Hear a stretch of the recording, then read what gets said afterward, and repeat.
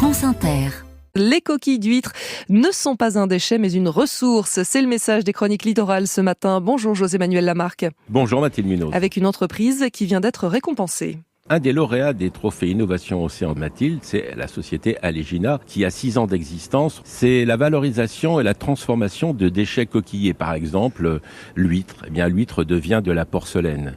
Et avec Philippe Gaborio, un de ses fondateurs qui est avec nous aujourd'hui, nous allons voir les progrès d'Alégina. Alégina, Philippe Gaborio, donc porcelaine, c'est transformation par l'huître, mais pas seulement. Mais pas seulement. La coquille d'huître peut faire beaucoup. D'ailleurs, nous on dit la véritable perle de l'huître, c'est sa coquille. Alors, évidemment, c'est magnifique quand on arrive à créer une porcelaine blanche, transparente, et ça inspire, je peux vous dire, les grands chefs qu'on se plaît évidemment à servir. Mais la coquille, elle peut faire aussi beaucoup. On a découvert sa capacité dans un béton coquillé, c'est-à-dire un béton qui va intégrer 30% de coquille d'huître, et bien de faire un produit qui va être à la fois hyper résistant. On va pouvoir équiper des parkings, des voies de circulation. L'avantage, c'est qu'on va avoir un matériau qui va être très perméable. Avec ça, on fabrique des pavés, on fabrique des dalles, et on est capable aujourd'hui d'équiper n'importe quel projet d'aménagement urbain ou économique. On fait aujourd'hui des gros projets. On est sur des ports, on est sur des équipements de grosses entreprises. Et l'intérêt, c'est que les eaux de pluie, on n'a plus besoin de les pousser plus loin puisqu'on les infiltre directement dans le sol.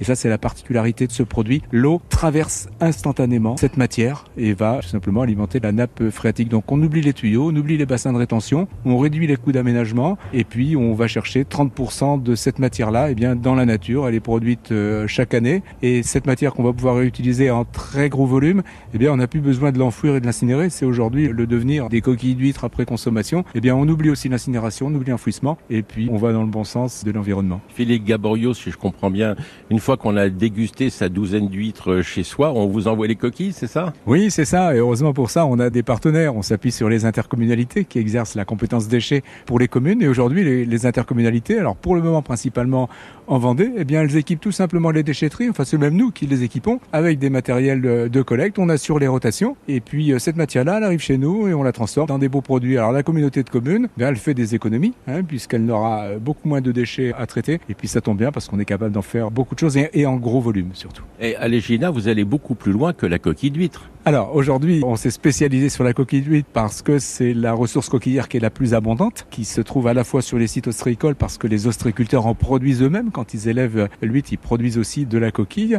Chaque année, ça représente environ 150 000 tonnes de coquilles d'huître qui sont disponibles en France. Donc c'est le coquillage qui est le plus abondant. Donc aujourd'hui, tout notre équipement industriel est formaté et conçu pour traiter la coquille d'huître. Mais on a déjà entrepris de la R&D pour travailler sur les autres coquillages et ce sera l'étape supplémentaire. Mais aujourd'hui, la priorité, c'est équiper un site industriel de grande capacité. On va avoir la capacité à traiter annuellement 40 000 tonnes de coquilles d'huîtres pour les transformer à la fois en porcelaine, en pavé perméable et en toiture végétalisée. C'est le troisième produit.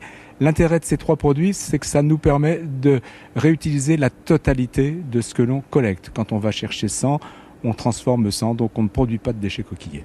Mais attention, vous vous lancez dans l'industrie, pas n'importe comment, parce que vous vous lancez aussi sur un terrain un peu spécial. Ah oui, alors ça c'est aussi une fierté pour nous parce que notre ADN il est évidemment environnemental et on a choisi de développer notre outil industriel. Vous savez, on a besoin de surface, on a besoin de 5 hectares, on a besoin de 10 000 mètres carrés couverts. On a jeté notre dévolu sur une ancienne friche industrielle polluée. En Vendée, le site est bien connu et jusqu'à présent, tout le monde, y compris les services de l'État, se sont un petit peu cassés les dents sur ce projet-là. Nous, on est en passe de finaliser ce projet. On a de très bonnes nouvelles du côté de l'ADEME, du Fonds vert Fonds friche, qui va nous accompagner. Les services de l'État sont vraiment autour du berceau de ce projet et c'est une grande fierté d'avoir notre outil industriel sur une friche polluée. On économise aussi des terres agricoles potentiellement. C'est important et ça s'inscrit complètement dans la démarche de l'entreprise. Merci à vous Philippe Gaborio. Un site internet alégina.fr. Bonne journée Mathilde Munoz. Bonne journée José-Manuel Lamarque.